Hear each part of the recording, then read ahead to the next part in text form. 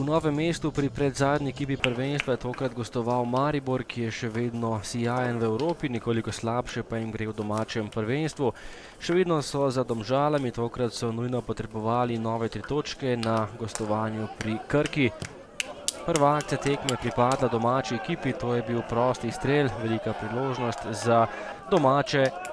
Perić izstreljal, Handanović pa je njegov strel ubranil. 27. minuta, še ena akcija zelenih iz Novega mesta, v daleči meri jih Bejše, lahko delo za Handanovića. Potem priložnost za Davida Bitona, ki je dobil priložnost v prvi ekipi. Izjemna obramba Pelina, ki je žogo uspel izbiti. Po dobre pol ure igre pa predložek Vršiča, na pravem mestu pa je bil Marcos Tavares in zadev za 0:1. Kapetan Maribora je še enkrat več pokazal svojo izjemno kvaliteto in udaril v pravem času. Z glavo je bil najspretnejši in popeljal vijoličaste do prednosti. Nova akcija Maribora že nekaj minut kasneje, žoga pred vrata. Filipović je našel Stojanovića, ki je potem podal proti Salalihu in prvi gol Salaliha v mariborskem dresu v domačem prvenstvu bil to za tega nogometaša, ki je prišel po letnem prestopnem roku. Veselje Maribora in prednost 0:2, potem pa še en protinapad. Biton je prišel do strela. Sam je bil pred vrati, a nekoliko prešibko je meril in brez težav tokrat vratar Pelin.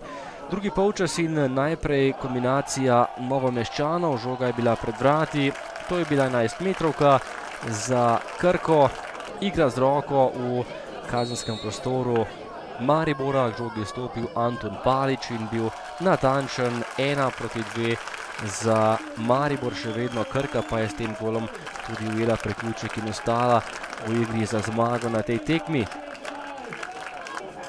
Vratar v eno, žoga pa takole v drugo stran, potem še en kot za Novomeščane, po podaji Palića je najviše skočil Nikola Žižić in meril za malenkost previsoko. Nato pa še nevaren protinapad Maribora, Jean-Philippe Mendy je prišel do žoge po podaji Vršiča in streljal iz prve, premagal Pelina za 1:3 v 78. minuti in s tem tudi bržkone že odločil to srečanje. Ob koncu še v sodniškem podaljšku priložnost za Krkaše, streljal je še enkrat Jaka Bejše, na pravem mestu je bil Handanović, ki je v tem drugem polčasu prejel le en sam gol, Krka, Maribor pa na koncu 1:3. Pa z rezultatom definitivno ne moramo biti zadovoljni, pač sploh ne na prikazano igro danes proti favoriziranemu Mariboru. Jaz mislim, da so fantje zelo dobro odigrali to tekmo, predvsem v drugem polčasu, da smo kontrolirali tekmo, da smo znižali na 2:1 ter imeli nekaj priložnosti. Maribor pa je pokazal svojo kvaliteto, pač je z ene same priložnosti v drugem polčasu je povišal na 3:1, pač tako odločil tekmo. Ja, izredno pomembna tekma. Za nas pomeni z vidika točkovnega, da smo želeli 3 točke, to smo osvojili.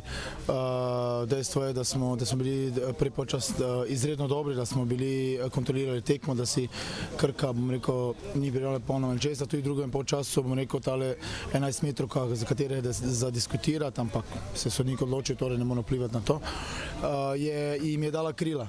Enostavno potem so bili nevarni s prekinitev, ampak vseeno imeli smo tekmo pod kontrolo, zabili še 3. in zaslužno 7 točke.